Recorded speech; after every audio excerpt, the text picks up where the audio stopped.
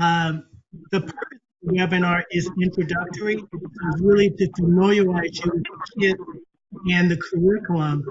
And a few things I want to say before we get started, and that is Laura is still working to get the green light in terms of using this in your classroom.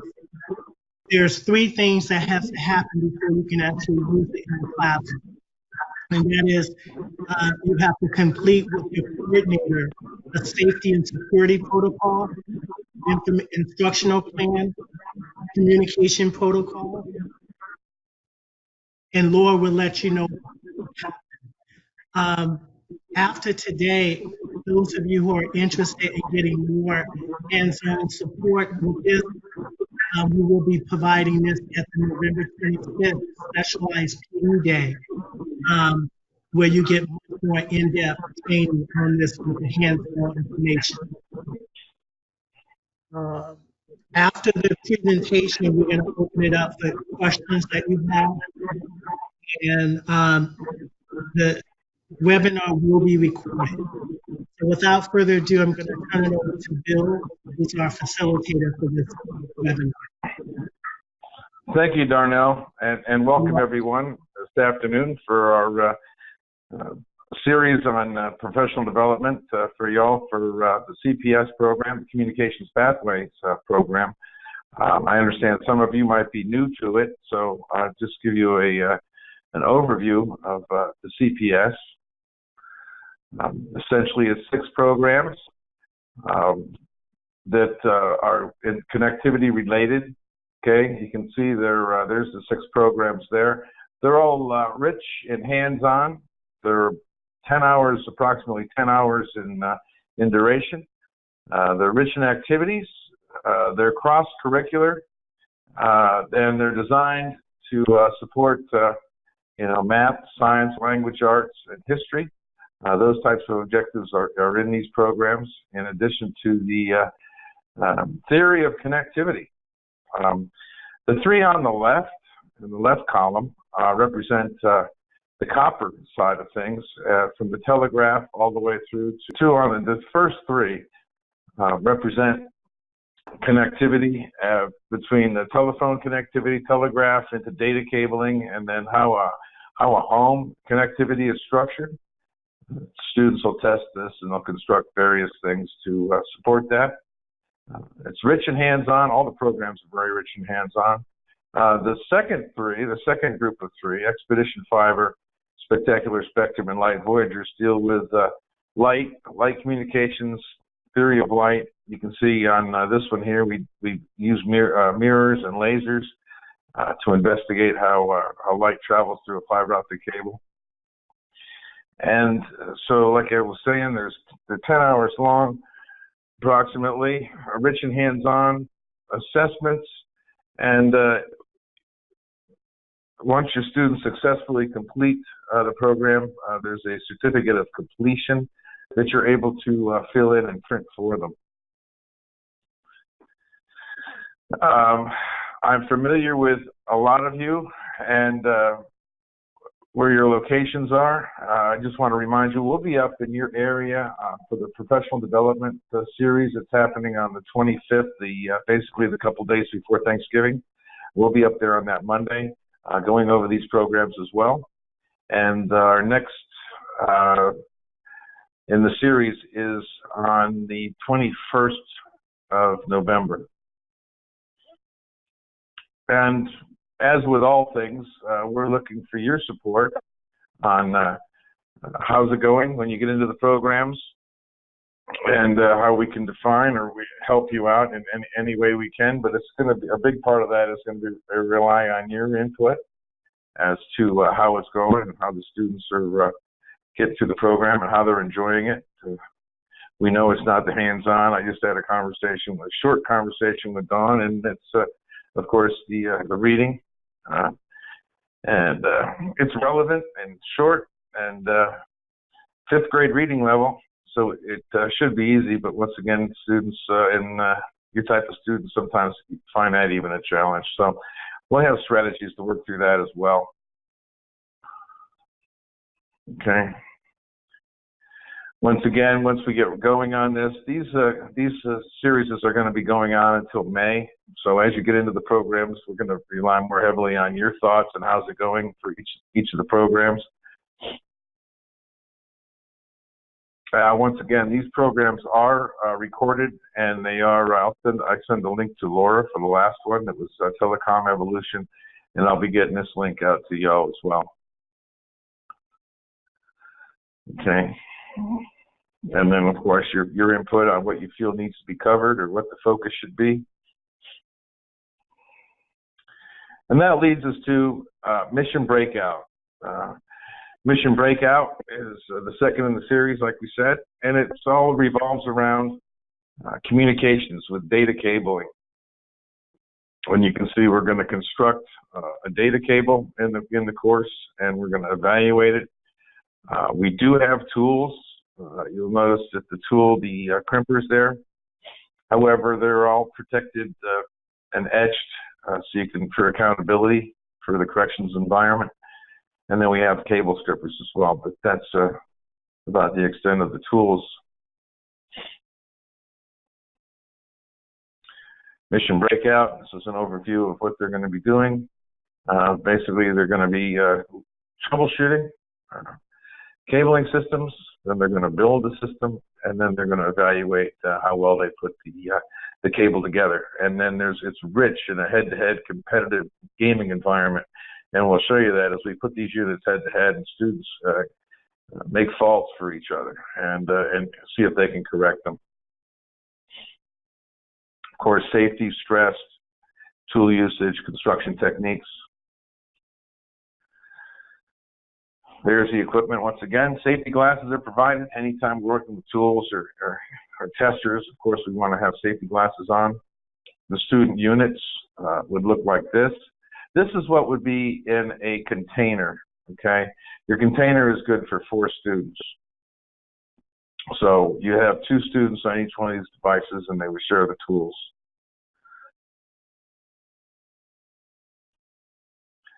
Here's a list of what the students get in their student case. And cable, safety glasses, and of course it's going to come in the box. The teacher is going to get this Mission Breakout device, and what that allows the teacher to do is create faults and step through the various configurations with the students. You're going to get the patch cables to put all that together, and of course you're going to get some batteries with that.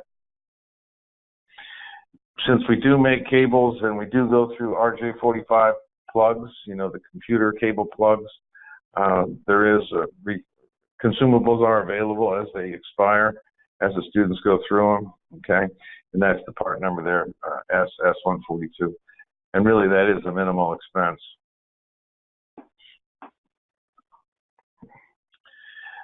Supports, in addition to the student manual, you're going to get a student manual and an instructor manual, the teacher's guide.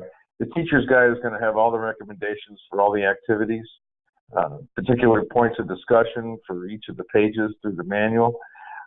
We have a program assessment strategy. You can see that on the right-hand side there.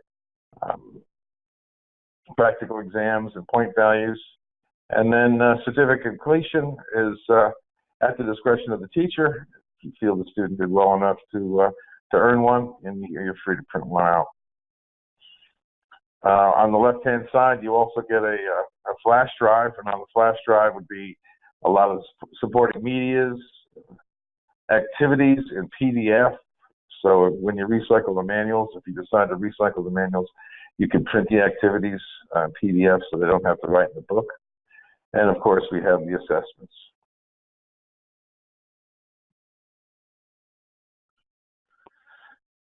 This program has, as you can see, several movies, the overview of the hardware and the equipment. We're going to talk about wires, wire thicknesses, and those kinds of attributes, why wires are twisted. And then after the troubleshooting activity, the initial troubleshooting activity, they're going to go on and they're going to construct a 4-pair cable. And of course, all of our programs have a career awareness, a couple pages on career awareness, activities on that as well.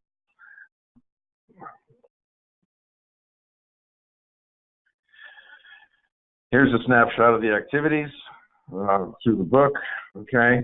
As you notice, there's a couple of I have learned. Essentially, those are assessment points. We'll give the students a couple things that the book has covered up to that point, and then ask them for their input on other things that they've learned.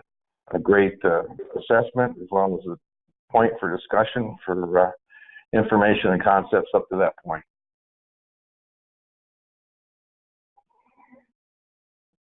Okay. We're going to get into the different kinds of wires. You'll notice when we cut these wires open that there's 4 pairs of wires in the data cable. So the thing you plug into the wall from your computer is going to have four pairs of wires. It's going to have the blue, the orange, the green, and the brown. Okay, that would be 1, 2, 3, 4.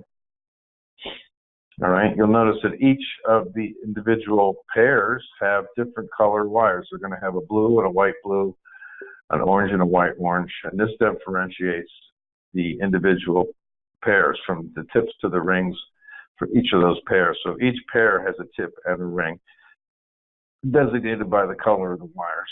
And then, of course, we have the American wire gauge, introduction of that, on the thicknesses of wires.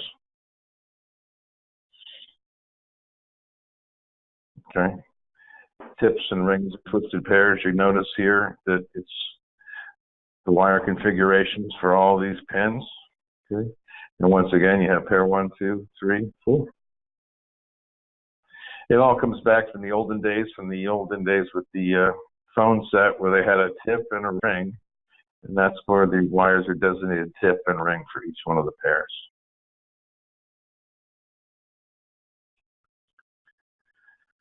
We're going to do a cable stripping activity where essentially the students would strip a cable and examine what they look like. If you'll notice, these pairs are all twisted, but they're twisted at different rates. Okay? And that's done for a purpose. They're twisted to eliminate noise, electronic noise, mixers, hair dryers, elevator motors, things like that, fluorescent lights. And then they're twisted at different rates to keep the information that's going through these wires to be coupled on the other pair. So that's why that's done.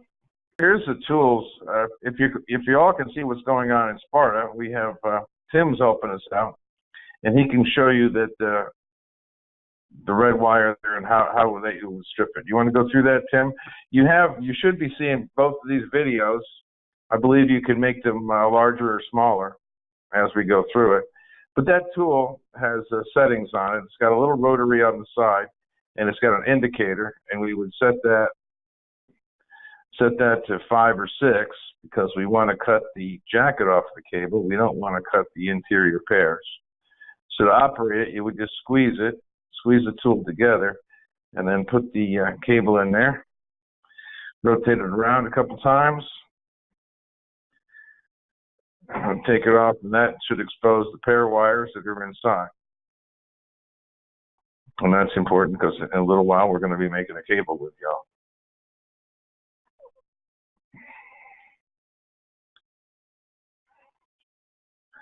And of course, there's a twist length activity because we just realized that some of them are tighter than the others. So if it's 100 feet long, then at the end of the day, one pair is going to be electronically and actually longer than the other pair, and we have them figure that out. So it deals with proportions and percentages. Look at the slide. Basically, there's 2 different color codes. Well, we'll get into that. But you can see the pair 1 tip and ring.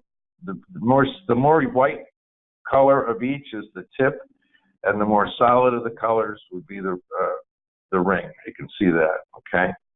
So that's how we designate the pairs. Each pair has a tip, each pair has a ring. In some cases, it could be a solid white wire that's along with that blue, the orange, the green, or the brown.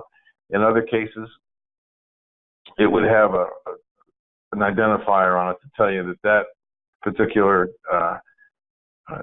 tip goes with that particular ring. Here's the 2 different configurations of how these cables work in a plug. There's 2 different configurations. There's 568A and the 568B. All right. A is residential, and that's what we're replicating in this course. So pair 1, tip and ring, are coming in on 4 and 5, the middle. Pair 2 is on 3 and 6. Pair 3 is on 1 and 2, and pair 4 is on 7 and 8. Okay. If you compare these two, you'll note that pair 1 is the same on both of them, and pair 4 is the same on both of them. The only difference between these two is the positioning of pair 2 and pair 3.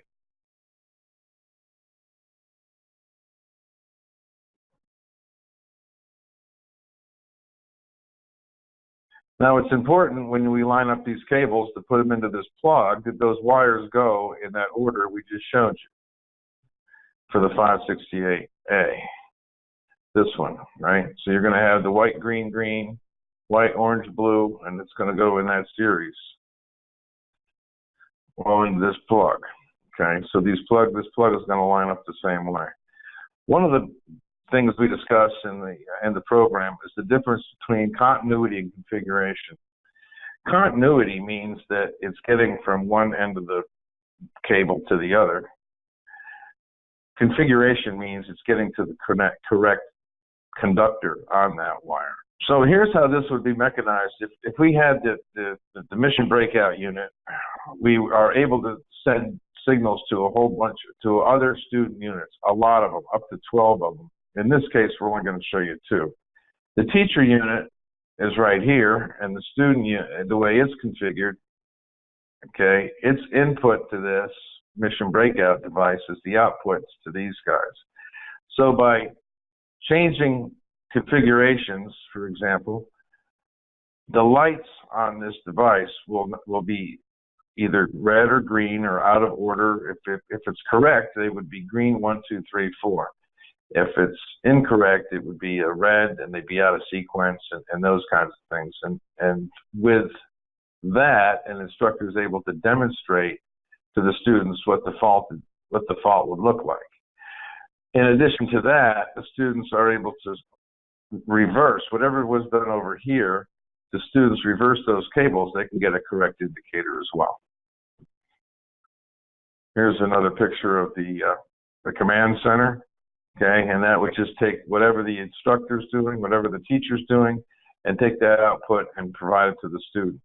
So under normal conditions, like I said, it would be 1, 2, 3, 4. As the teacher manipulates these wires, the students are going to get different readings.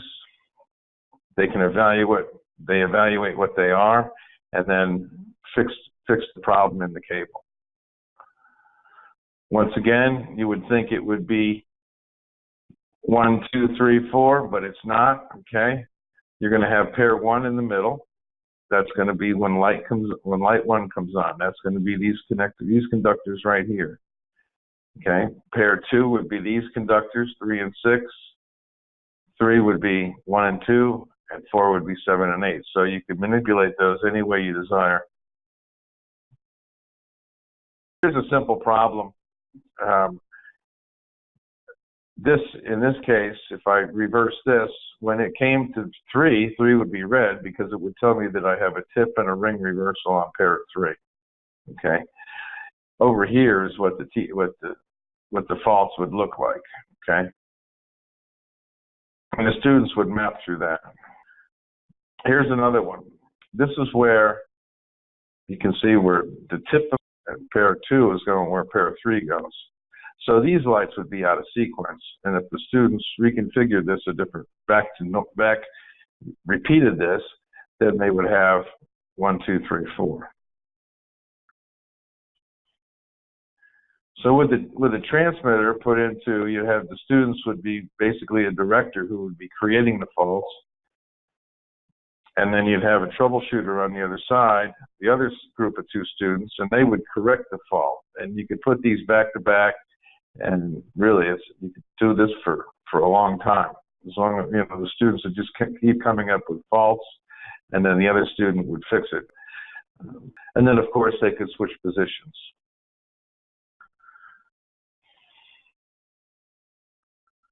The transmitter would simply plug into the to the input to the director. The output of the director would go to the input of the troubleshooter.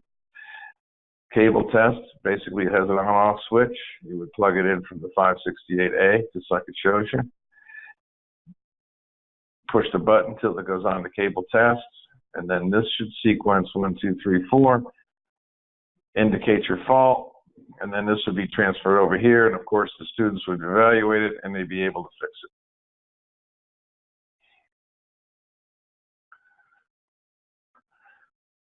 Here's the troubleshooting sheet where the students would identify what the problem is, what's happening each second, what LED number is coming on, and what color is it, and if the pair is split. They would actually identify the problem and then draw the connectivity of the problem. So once the students have a basic understanding of troubleshooting and what can happen in the cable, that's when we would do the cable assembly, and they would actually put a plug on that and terminate that and then test it. Okay, the tool does two different things. First, it crimps, okay, and what it does is it takes these gold contacts here and forces them up into the through the plastic into, so they make metal on metal contact. The second thing it does is strain relief, to where the cable doesn't come apart easily. So they actually do two different things with the crimpers. And once again, once they make them, then they would be able to share, test them, and then share the knowledge with each other. These are making patch cords is pretty popular. You know, the students want to hook their Xboxes together, or it's just a network cable. This is what we get into. Here's what, this is a 568B, but you get the idea. This would be white, green, green, white, orange, blue, all the way across, and then what you're looking for as far as a nice termination versus miswired or false.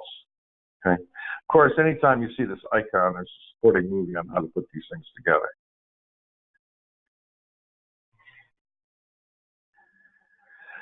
And once again, they can test their cable, and they can also correct the fault with their cable just by manipulating these jumpers.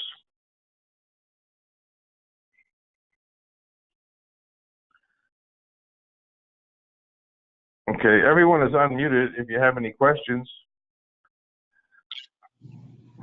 And once again, we'll be doing this, we're going to be doing the third of the copper programs on the 21st of November. And then we're going to be on site in Massachusetts for your professional development day. We'll be doing the copper in the morning, and then in the afternoon we'll be doing the fiber-based systems.